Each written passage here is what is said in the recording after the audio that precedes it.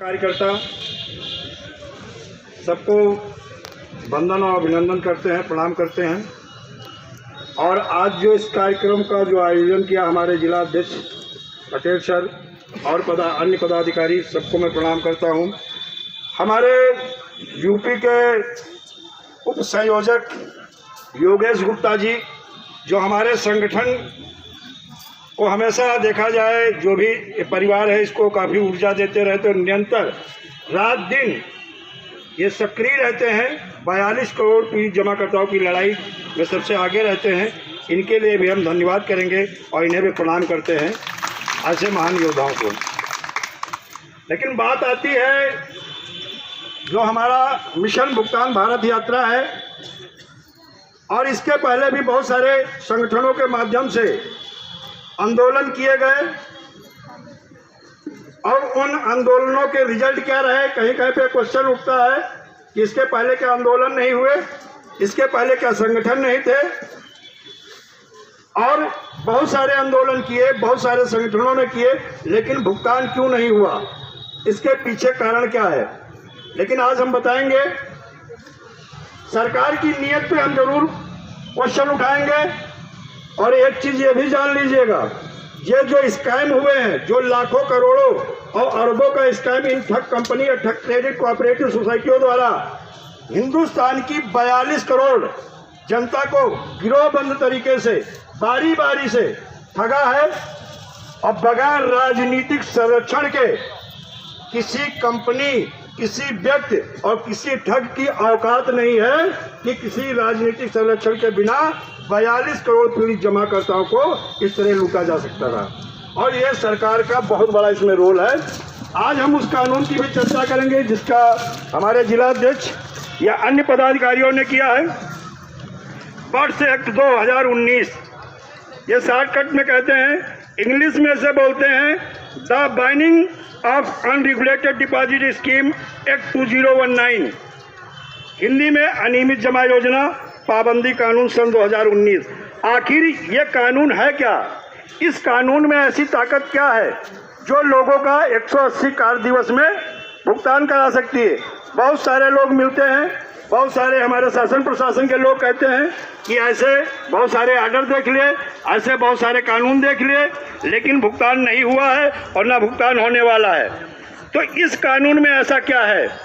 देखिए, अभी तक बहुत सारे लोग कहते हैं मैंने बहुत सारी FIR कराई है, बहुत सारी FIR हो गई, लेकिन भुगतान नहीं हुआ। हमारा 12 में आर्डर हुआ था सुप्रीम कोर्ट का सहारा इंडिया को लेकर, सन 2012 में आर्डर हुआ, लेकिन आज तक भुगतान नहीं हुआ। PSL इंडिया को लेकर के सन 2016 में आर्डर हुआ, भुगतान नहीं हुआ। तो सर, उन आर्डरों में और उन कानूनों में अंतर क्या है ये भी बताएंगे। आप लोग अपनी अपनी FIR भी अगर जिन लोगों ने कराई हो चेक कर लेना, आपका पैसा क्यों नहीं मिला है, आखिर ऐसा क्या है।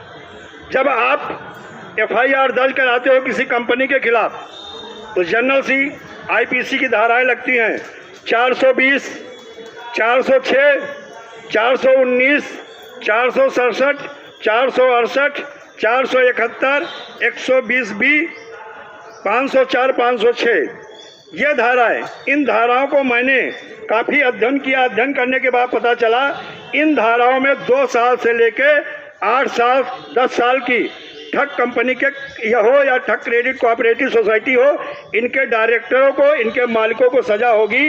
लेकिन इसमें कहीं ऐसा नहीं लिखा है कि किसी पीड़ित जमाकर्ता का पैसा कब मिलेगा, कैसे मिलेगा, इसमें ऐसा कुछ नहीं। जिन्हें भरोसा ना हो तो सर्च कर लेना, मैंने काफ़ी अध्ययन किया है।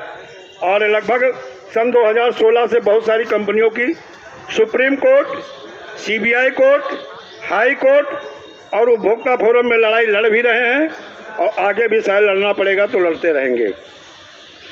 इसमें यह कारण है।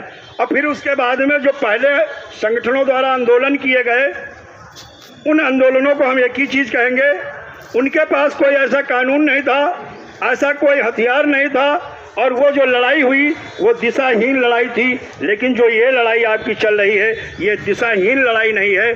आपके पास एक ऐसा कानून है, आपके पास एक ऐसा एक्ट है, और आपके पास एक ऐसा ब्रह्मास्त्र है जिसमें ऐसा प्रावधान है कि हर कंपनी के पीड़ित जमाकर्ता का 180 कार्य दिवस में भुगतान कराता है। अगर किसी कानून में ऐसा लिखा है, आप सारे कानूनों का अध्ययन कर लीजिए, तो केवल वर्ष 2019 है जो ब्रह्मास्त्र है, और हर पीड़ित जमाकर्ता का 2 से 3 गुना 180 कार्य दिवस में भुगतान कराएंगे, और सक्षम अधिकारी यही जिला मजिस्ट्रेट। अब बहुत जब आप FIR दर्ज कराते हो थाने में, पुलिस भी आपसे कई प्रकार के क्वेश्चन करती है, और हमारे कलेक्टर साहब भी ये क्वेश्चन करते हैं। ये बताइए, जब सरकारी कंपनी थी, हमारे जमाकर्ताओं से क्वेश्चन होता है, जब सरकारी कंपनी थी तो आपने प्राइवेट कंपनियों में पैसा क्यों जमा किया? जिन लोगों ने FIR कराया हो, या ऐसे क्वेश्चन उठते हैं, बहुत सारे विद्वान, हमारे बुद्धिमान बुद्धिजीवी भी बोलते हैं, जब सरकारी कंपनी थी तो प्राइवेट कंपनियों में पैसा क्यों जमा कराया या क्यों जमा किया? तो मैंने भारत सरकार से पूछा था, राइट टू इंफॉर्मेशन का इस्तेमाल किया था, और मैंने भारत सरकार से पूछा था, जब सरकारी कंपनी थी तो प्राइवेट कंपनी को आपने लाइसेंस क्यों दिया? जिसका सरकार का कोई जवाब नहीं था। जब सरकारी बैंकें थी तो प्राइवेट बैंकों को लाइसेंस क्यों दिया? इसका जवाब नहीं था। जब सरकारी स्कूल है तो प्राइवेट स्कूलों को मान्यता क्यों दी गई? इसका जवाब आज तक सरकार ने नहीं दिया। हम लोग अपनी गवर्नमेंट पे भरोसा करते हैं, उनकी पॉलिसी पर भरोसा करते हैं, और उन पे भरोसा करते हैं। अब जब कहते हैं हिंदुस्तान में सर कितनी बैंकें होंगी जो सरकारी हैं, अगर सारी प्राइवेट बैंकें बंद कर दी जाएं तो शायद स्टेट बैंक या बैंक ऑफ इंडिया आप जाते हो, सारी बैंकें चल रही तो इतनी भीड़ होती है कि आप सुबह खड़े हो जाओ, हो सकता है 4 बजे आपका नंबर आता है। और अगर ये सारी बैंकें बंद हो जाएं तो हमें लगता है आपका आज जाओगे तो 10 दिन बाद नंबर आएगा कि नहीं आएगा, इसका भी कोई पता नहीं है। और एक चीज़ जान लीजिएगा, जो रूल्स रेगुलेशन, जो कानून सरकारी कंपनी जैसे RBI बैंकों को और नॉन बैंकिंग सेक्टर को लाइसेंस देती है, इंश्योरेंस सेक्टर को हमारा IRDA, सेबी स्टॉक मार्केट यानी जो शेयर मार्केट को, इसी तरह जो है आपकी कंपनी, चाहे कोई ठग क्रेडिट कोऑपरेटिव सोसाइटी हो, चाहे आपकी अन्य कोई कंपनी ठग हो, इनको ROC द्वारा रजिस्टर्ड किया जाता है, जो सरकार की स्टेट गवर्नमेंट की ही संस्था है। आपकी सारी कंपनी ROC में रजिस्टर्ड थी, कंपनी MCA में रजिस्टर्ड थी। अगर क्रेडिट कोऑपरेटिव सोसाइटी था तो कृषि मंत्रालय भारत सरकार से लाइसेंस मिला था।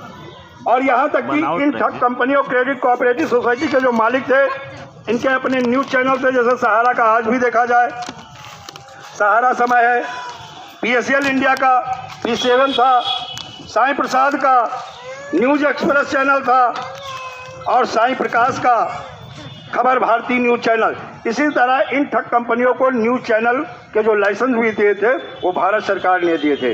अब बात आती है, इस कानून में ऐसा प्रावधान है, सारे लोग अध्ययन कर लेना, अगर किसी के पास ना हो कहाँ पे लिखा है मैं वो भी बता दूंगा। 180 कार्य दिवस के लिए हमारे कलेक्टर साहब को ही सक्षम अधिकारी बनाया गया है, आपका भुगतान।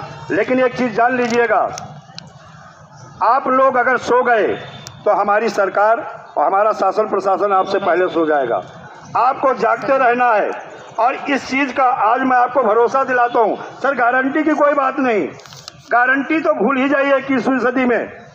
गारंटी तो ये नहीं आज मैं अभी आपके बीच में है और अभी जाएं, ईश्वर न करे, मेरे भी परिवार है और मेरे साथ कोई दुर्घटना हो सकती तो आप कहोगे अभी तो थे, तो गारंटी नहीं। लेकिन आपको एक भरोसा दिला के जाते हैं कि सन 2023 यानी चुनाव के पहले पहले, वैसे 23 मार्च को सारे लोग चलना है, भुगतान वहीं से सुनिश्चित हो जाएगा, लेकिन सन 2023 में हर कंपनी के पीड़ित जमाकर्ता का मैं ये भरोसा दिलाता हूँ, अगर आप लोग जागते रहे तो यही मोदी सरकार और यही योगी सरकार आपका 2 से 3 गुना 101% भुगतान कराएगी।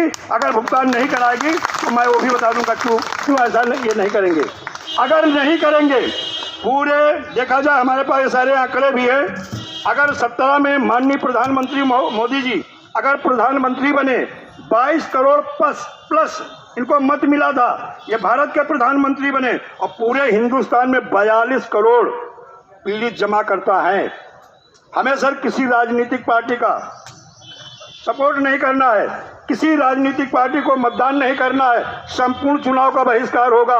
और 42.5 करोड़ लोग यानी 42 करोड़ लोग अगर संपूर्ण चुनाव का बहिष्कार कर देंगे तो एक चीज जान लीजिएगा, संपूर्ण बहिष्कार में जो सत्ता पक्ष में पार्टी होती है हमेशा नुकसान उसी का होता है। और हमारे सरकार, चाहे राज्य की सरकारें हो चाहे केंद्र की सरकार हो, वो कभी नहीं चाहती हैं कि आप लोग चुनाव का बहिष्कार करो, इसलिए आपका भुगतान भी सुनिश्चित होगा, कोई नहीं रोक पाएगा।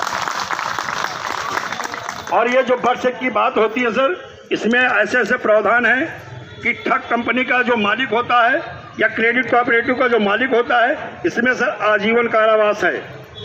हर इस कंपनी के मालिक का आजीवन कारावास होगा। और अगर आपका 1 लाख का आवेदन है तो इसमें 3 गुना जुर्माना भी होता है। और जो पीड़ित जमा करता है, जो आवेदन करते हैं, आपका जितना मूलधन जमा है उसका 2-3 गुना, अगर किसी ने कोर्ट में केस कर रखा है तो हर्जाना समेत, इसमें इस एक्ट में, इस कानून में ऐसा लिखा हुआ है, हर पीड़ित जमाकर्ता का 2 से 3 गुना हर्जा और खर्चा समेत आपका भुगतान होगा। अगर आपके पास कोई कागज है, आपने कोर्ट को या वकील को आपने पैसा किसी के मदद से दिया है, वो कागज है तो वो भी इसमें लगेगा और उसका भी हमारी सरकार, हमारे कलेक्टर साहब जो सक्षम अधिकारी हैं, आपका भुगतान करवाएंगे। ठीक है। तो इस कानून में मात्र एक हिंदुस्तान में अकेला कानून है जिसमें टाइम बाउंड है। अब हम आते हैं यूपीपीआईडी एक्ट, जो हमारा राज्य सरकार का कानून है, जिसे हम बोलते हैं वित्तीय अधिष्ठान जमाकर्ता हित संरक्षण अधिनियम 2016। इसमें सेम न्यायालय है, एडीजे प्रथम को फास्ट ट्रैक का अधिकार दिया गया है, सेम न्यायालय है, सेम अधिकारी हैं और इसमें भी प्रावधान वही है, बस केवल एक अंतर है कि इसमें टाइम बाउंड नहीं है और बर्थ एक्ट में एक टाइम बाउंड है 180 कार्य दिवस में। हाँ, क्योंकि बर्थ एक्ट क्या है, हमारी सरकार को भी बाउंड करता है, हमारे सरकार की अथॉरिटी को भी बाउंड करता है और एक टाइम बाउंड में आपका भुगतान करवाता है। और आज की डेट में देखा जाए, हिंदुस्तान का मात्र अकेला प्रदेश हमारा उत्तर प्रदेश है जहां पे सबसे अधिक आवेदन के लिए ज़्यादातर जनपदों में विंडो ओपन हो गए हैं, भुगतान का दावा लिया जा रहा है और उस पर अतिशीघ्र कार्रवाई शुरू हो गई है। हिंदुस्तान का ये पहला ऐसा प्रदेश है, सबसे ज़्यादा आवेदन यूपी से ही गए हैं। जब आपका आवेदन लिया जाता है तो जान लीजिएगा, जो आप फॉर्म भरते हैं, आपके बैंक की पासबुक की फोटोकॉपी लगेगी, आपका आधार कार्ड लगेगा, आपका जो पॉलिसी बॉन्ड की फोटोकॉपी लगेगी। ये जैसे आप जमा करते हो कलेक्टर साहब के वहाँ, तो ये क्या करते हैं, इसमें जो पुलिस अधीक्षक अपराध हैं उन्हें नोडल अधिकारी बनाया गया है। एक कापी वहाँ भेज देते हैं और एक कापी अपने पास रखते हैं और 1 महीने के अंदर डेटाबेस की, जो हमारे उप संयोजक जी बात कर रहे थे, एक डेटाबेस तैयार होता है। एक कापी महानिदेशक वित्त फाइनेंस को जाती है, 16 विधानसभा मार्ग, और महानिदेशक का काम है कि उत्तर प्रदेश शासन को, सरकार को अवगत कराना कि फला कंपनी के इतने आवेदन आए हैं, टोटल इतनी देनदारी का आवेदन हुआ है और वो सरकार उसी हिसाब से, चाहे वो पैसा सेबी के पास हो, चाहे वो किसी लिक्विडेटर के पास हो, चाहे वो लोहड़ा कमेटी के पास हो या ईडी के पास हो या सीबीआई के पास हो, डीएम को एक ऐसा विशेषाधिकार इस एक्ट में दिया गया है, आपका 30 से 90 दिन में ट्रायल पूरा करके 180 कार्य दिवस में रिलीज कराने का अगर पावर किसी के पास है तो बर्थ एक्ट में आपके जिलाधिकारी महोदय को ये विशेषाधिकार हाई कोर्ट, संसद द्वारा और सुप्रीम कोर्ट द्वारा ये आदेश और ये आर्डर हुआ था और इन्हें विशेषाधिकार प्राप्त है। केवल कलेक्टर साहब ही आपका 180 कार्य दिवस में भुगतान करा सकते हैं। इसीलिए हम लोग अक्सर बोलते हैं कि आप सारी कंपनियों के जो भुगतान अधिकारी हैं वो हमारे कलेक्टर साहब ही हैं। तो दोस्तों, हमें लग रहा है वो टाइम भी नज़दीक आ गया है। Yes sir. ज्ञापन का एक बार ज्ञापन